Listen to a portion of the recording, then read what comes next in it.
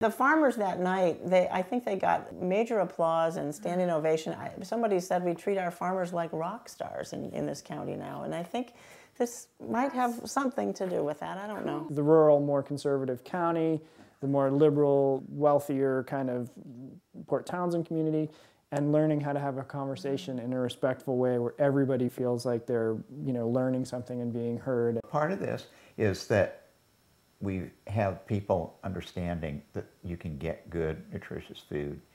It's good for you, and it's not that much more expensive than going to the supermarket. But boy, this stuff sure does taste better. This is Peak Moment. We are living at a peak of human innovation, information, wealth, and health. But we're also at a peak of population and consumption, with rising temperatures and declining resources fueled by cheap oil and gas. Peak Moment Television, bringing you examples of positive responses to energy decline and climate change through local community action. Hi, welcome to Peak Moment. I'm Janaea Donaldson. I'm in Port Townsend, Washington, with a group of people that have done a real interesting group with their community called Menu for the Future. I'm with Dick Bergeron, who's the president of the Chimacon Grange, Judy Alexander, who you've already seen with all of what she grows in her backyard, who's on the steering committee for the Northwest Earth Institute, right? And Peter Bates, the same, on the steering committee for the Northwest Earth Institute. So what is Menu for the Future?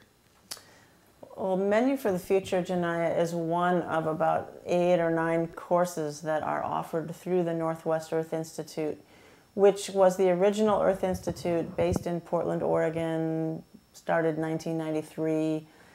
And since the inception of that Earth Institute, it's been replicated over 20 times throughout the United States and Canada.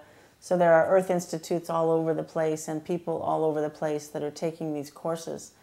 And the way it works is people purchase the syllabus for a course, and the courses go from 4 weeks to 8 weeks in length. And they form like book discussion groups, like a small group of 8 or 10 or sometimes 12 people will get together for 8 weeks and study the topic at hand. But we are going to be talking with you today particularly about the Menu for the Future course, which we took up, and I'm going to let Peter talk a little bit about that particular curriculum. Sure. Menu for the Future is, like Judy was saying, one of, I think, seven or so courses that Northwest Earth Institute offers.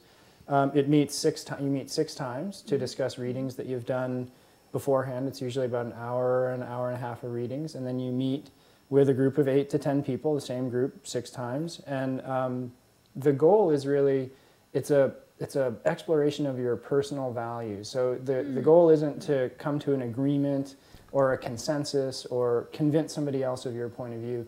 The goal is to do the readings, which might be, if everybody eats, everybody knows at least something about food, but it gives you a little bit more in-depth information than maybe you've had before, by popular writers as well.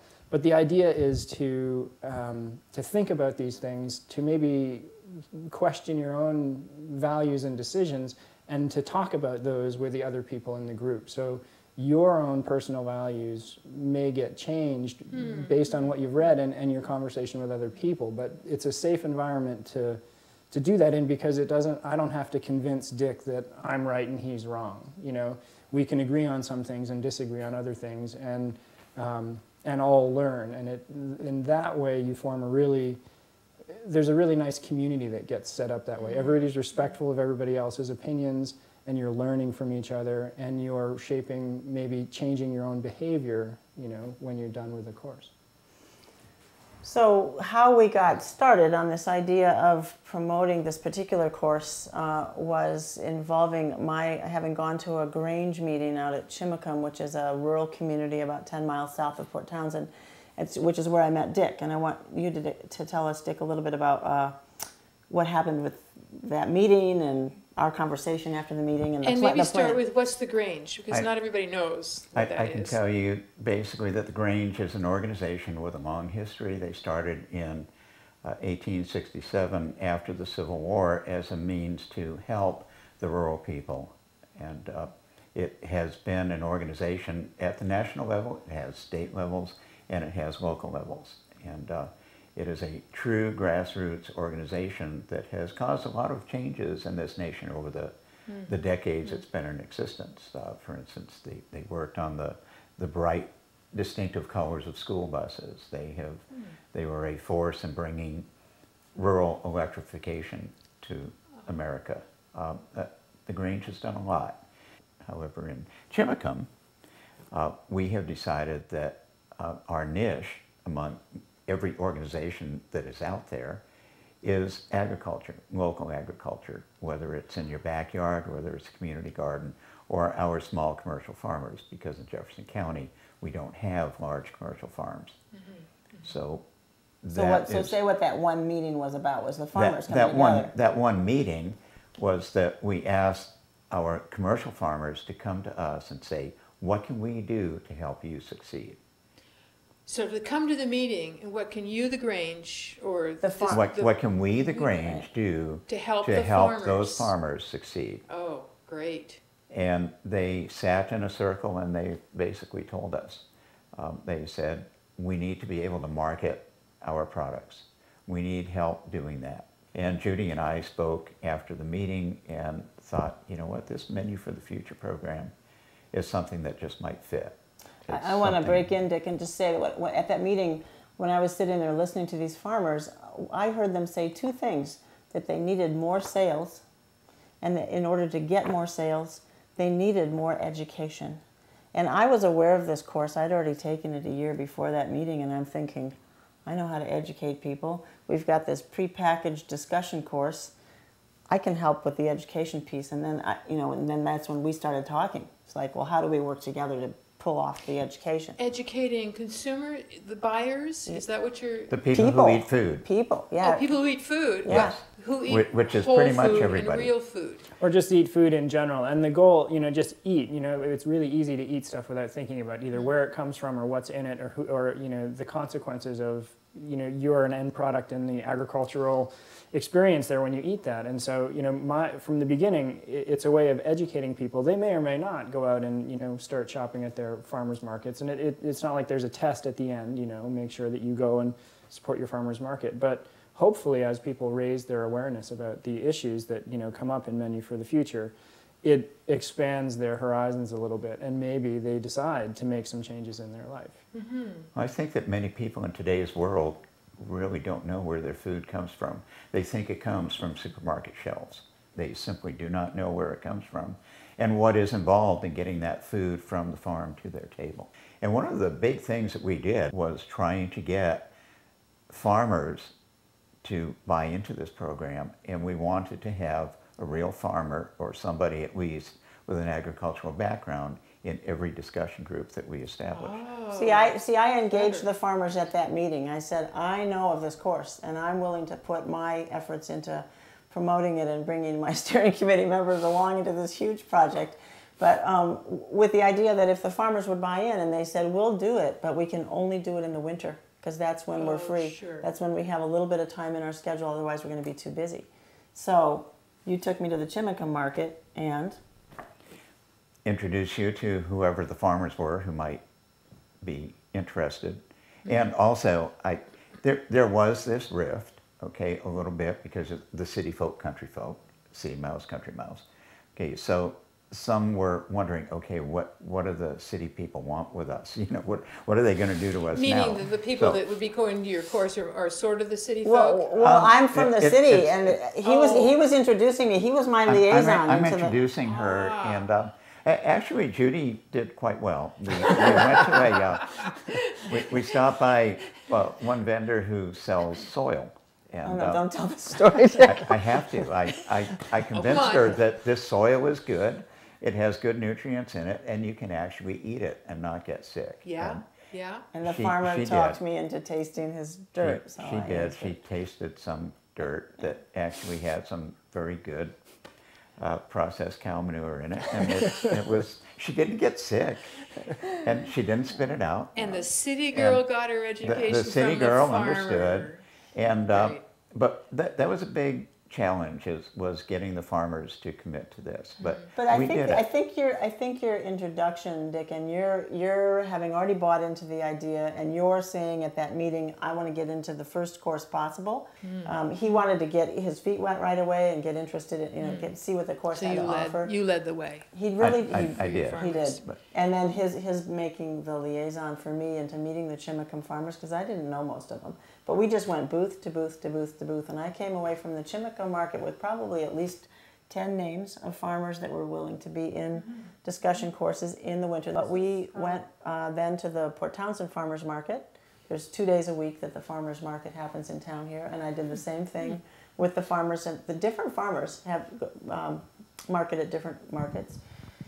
And I think we ended up with at least 25 farmers, because we had at least 25 groups that started in the year 2000, in January through March of 2010. 25 groups. That's Yeah. impressive. Of what, 10 or 8 or 10 or 12 people? Somewhere between 8 and 12. Sure. Yeah, Including a farmer. yeah. Stellar. Farmer or food producers. We had a guy that runs a local goat cheese company, or a local cheese company. And fishermen. We had fishermen joining the group. So food procurers, food producers. And so we went from the recruitment phase of getting the farmers online to then we needed to recruit what we call course conveners. I just got on the phone and on my computer and I started inviting people to decide to be a convener. Like, I think I reached out to conveners in November and December. And a convener is just somebody who agrees to start a group themselves, to be sort of the person to take the initiative and say, okay, I will start a group, I will host the first meeting, we'll get together in my house or a place, I'll be the one who will coordinate. But they're not being asked to lead it. No. They just get it going, kick it off. There's no leader necessary. These books are totally self-contained. And in the front of the book, there's a list of facilitation guidelines, and the facilitation moves from person to person from week to week. Right. So, and all the chapters are formatted with discussion questions. Right. And then from the beginning, there's no teacher, there's no teacher, there's no leader. And from the beginning out, because we were incorporating farmers in these groups, and that was something we had never really done before, I wanted to try and keep it so that farmer was an important perspective, but wasn't going to be, looked upon to be the teacher and tell us the way it really is. Or they the were expert. The expert. They were part of the group, and they have a different perspective like everybody does, but it wasn't like everybody go and listen to the farmer because everything they say is going to be right. Okay. So luckily Peter has computer skills, because we realized there was a lot of moving parts, because you have 25 groups, 25 or more farmers, food producers, 25 conveners, and then you need 8 to 12 members of each one of those 25 groups. So that's a lot. Do you want to say how we did that? We set up a document, a Google document, which is online. We just went online on Google. You can create a spreadsheet, and where we had a spreadsheet that had different pages for conveners and farmers, active groups with notes, what each group needed, because as a steering committee, we would provide what we would call a mentor to each group. Mentor is a person who has experience with Northwest Earth Institute groups, shows up for the first meeting, gets everything going, and shows up again at the end when the group is over to help close. And so we had all these things we had to coordinate for all these groups, and so we set up a Google document, and then what was cool about that was, there was 5 or so people who could all edit that from their computers at home. Nice. I talked to so and so. We need to get somebody out to their group. They're having, this farmer needs da da da. And we actually at one point we had a meeting where we were on the phone, but we were also updating the document online. Yeah, a decentralized steering committee meeting. Everybody was home and talking back and forth online about which groups needed what. And when they were closing, so you didn't lose track of people. And because when you try something that big, and if it doesn't work and people start feeling, you drop the ball, oh, it was cool, but it was so disorganized. When that thing happens, then it's really hard to you have a positive feeling about the whole experience. So we really wanted to try and be a little bit more organized to make it come off right. We ended up having, in order to get the conveners, I did a certain amount of recruiting ahead of time, and Dick was going to start a group, and I think you had already done the group. Did you start one? Did you? No, I didn't. I went ahead and did one, and the other people on the steering committee were convening groups. and other people that I had recruited. So we had a public meeting to get the participants to sign on. And at this public meeting, it was in the second week of January this last year, in 2010 actually. And it was great because we went into the meeting with the confidence that we were going to have, like when I say, well, how many of you would like to convene a course? We already knew 10 hands were going to go up. All right, that was cool. And cool. what was the greatest surprise was another 10 hands came up. Yeah, It's like, that you know, was 5 or 10 more people said they would convene that just decided on the spot because it was like this, this groundswell of interest. It looked like it was all happening then, but they didn't know there'd be like 3 months of preparation leading up to it. But we got sponsorships for we paid for a full-page ad in our local newspaper, and it was a beautiful ad that got designed. It was sponsored by our local food co-op, the farmers market, and then a private donor kicked in some money to Can I pay for it. interject something with Sure. that too, though? But the ad is one thing, but after Judy and I started talking in 2009, we met with a local reporter. And now remember the city mouse, country mouse thing here. It became a relatively large story that was very well done about the Menu for the Future program and how people are starting to cooperate. And that made a big boost. I mean, you can have the ad, but getting the copy Yeah, makes that a made huge a difference. difference. Yeah. Sure. And it was amazing because when the reporter saw that my buddy here and I were actually talking to each other. You're talking to each other? You know, it was... It's newsworthy. It was newsworthy Right. to them. For this I mean, community. to me and Judy, it was nothing. You know, hey, this is what we do. But to them, it was newsworthy. And they made it newsworthy. They made a news story. They gave us so that, great coverage. it was great coverage throughout this whole program. She actually, the reporter ended up getting in one of those courses. She Yeah, did. Took the was course on, yeah. too. Well, that's going to be part of it. Yeah. So, lasting effects. We have about 5 or 6 minutes left here. I want to know. It's really hard to measure the effects directly, Janaya, because we know that we're working on culture change, but you can't really connect the exact dots saying this many people are doing these many actions differently because of those courses. But you'll hear people talk about it. You'll hear people say, well, like you said, that one guy said that the group he took completely changed his life. Yeah, I mean, and that's sort of like maybe a more extreme example, but you can range everything from somebody who, you know, the light bulb goes off in a big way and they make a huge change, you know, sell the house, move to a more rural neighborhood, grow their food, That's- go off the grid, you know, do that whole Wow. thing. Or it can be as simple as, you know, now they know the farmer down the road and they're going to go and, you know, check out that produce before they go to the big grocery store. You know, it's the range of, it's the real range of responses. One of the things we decided to do, which was great, was we decided to have a collective celebration.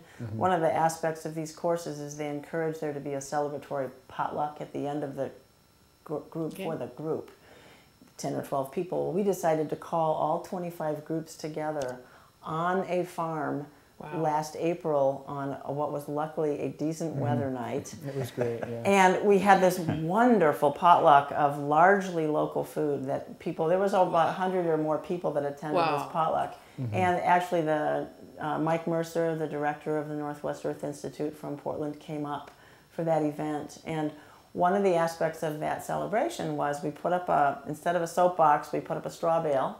And I invited people to take 2 minutes on the straw bale to say what they were personally going to do different as a result of taking the course. So we had people that were offering canning classes. Yeah, it was amazing. We had people that were offering to teach small groups of people how to form food buying groups. We had people who said they're going to start a new course.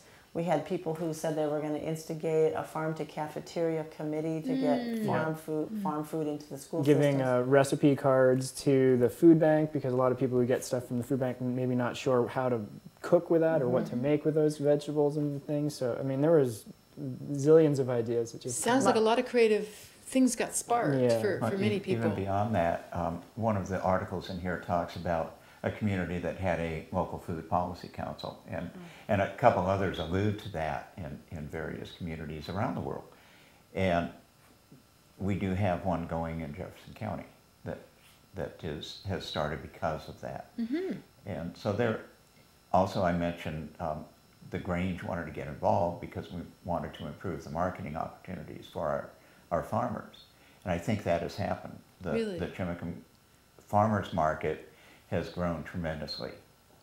It's In this last year in particular. just in this last year, because it moved to a larger location so we could bring in more vendors, a better location, something that encourages more people to stop. But that had an awful lot to do with it, plus a professional manager now came in. It wasn't just a seat of the pants type of thing, but it has improved sales for our managers. But part of this is that we have people understanding that you can get good, nutritious food.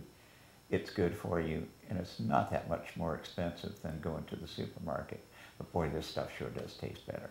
I So think that's- when people start connecting the dots that their physical health is impacted very tremendously by the quality of the food they're putting in their bodies, all of a sudden the price of local food isn't such a critical issue because they realize they're saving dollars at the doctor's office. And that's the newest course from the Northwest Earth Institute is on health, and I haven't taken it yet, but I'm looking forward to doing that because I think it's just going to further that understanding that our food is our medicine, and the pharmaceutical industry is not helping us, the agribusiness is not helping us, and the more, particularly these young mothers that have Well, kids. they're concerned with what Yeah. food they're putting in their kids' bodies. Yeah. Fabulous. These are mothers who ate and okay, but they're saying, well, these are my kids now. I don't want them to have that junk. And they read labels. They learn to read food labels. And if they can't pronounce something on there, their kids don't get that. They're rabid about it. I and mean, from they're that- meticulously focused. Wow. From that, Wow. now, while they're feeding their children nutritious food, they're feeding themselves nutritious food.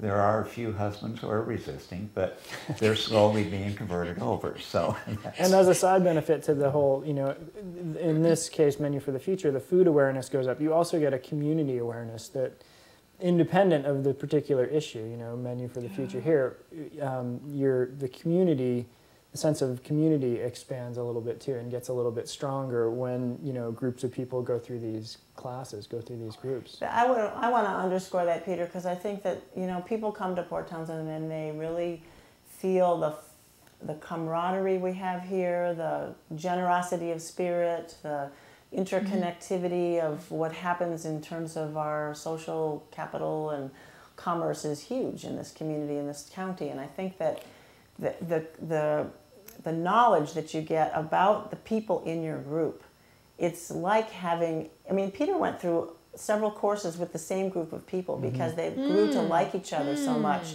that they wanted to just go on and do the next course. So it absolutely creates community while it educates and clarifies your values. In fact, the mission statement for the Earth Institute is inspiring people to take responsibility for Earth. And that's exactly what happens when you take these courses, is you really start to see the connections between the decisions you make and the impact to the earth.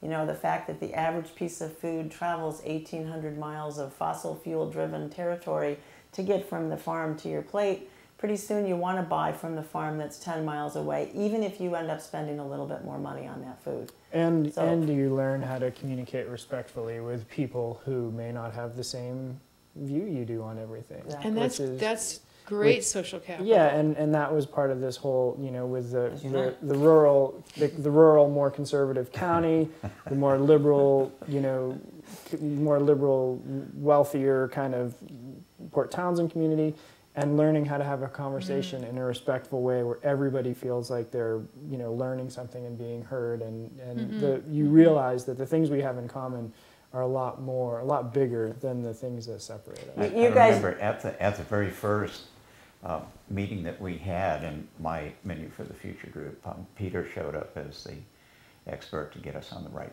track, and I distinctly remember he just sat there with this bewildered look. Why is the Chimicum Grange involved in this?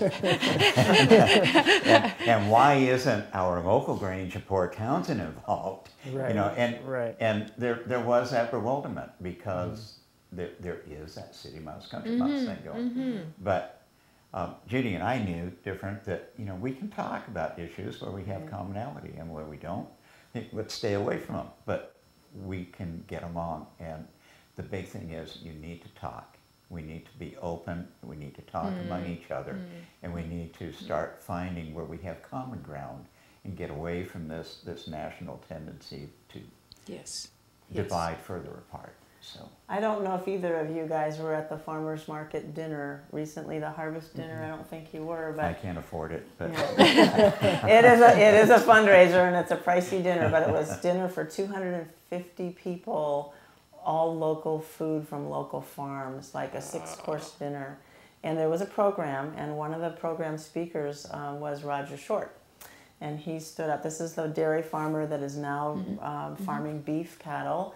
And he's become a big proponent of grass-fed beef and the omega-6s in the grass-fed beef, which is something he would have never talked about 2 years ago. I mean, he's completely become very well-versed and open-minded about healthy food in a way that wasn't true before. And he stood up at the mic at the farmer's market dinner and he says, I have to admit, before I took that Menu for the Future course, I thought I was going to be joining a group of wackos. Wackos from town. And he said, I learned they weren't quite so wacko after all. So, I mean, it's just and the farmers that night, I think they got, major applause and standing ovation. Somebody said we treat our farmers like rock stars in this county now. And I think this might have something to do with that. I don't know. Cool. That, I mean, you're turning it around and you're opening the conversation. Boy, I hope a lot of communities follow in your footsteps here. It's easy to do. What we've done here is nothing unusual. Any community that is willing to open up and look at this can be successful. Even if they don't have as much farming access as we do. I mean, it doesn't have to be a rural community. You can do a lot with just changing food habits in a more suburban or urban environment in the same way. I think the small community makes it easier. The access to farmers makes it more interesting. But definitely this whole process that we did is very replicatable, and I really encourage people to do it. Thank you. Thank you. Thank you. And your community thanks you, and your farmers thank you, and the planet thanks you. Thank you, Janaya. You're watching Peak Moment. I'm Janaya Donaldson, and my guests here are creating the menu for the future now. Join us next time.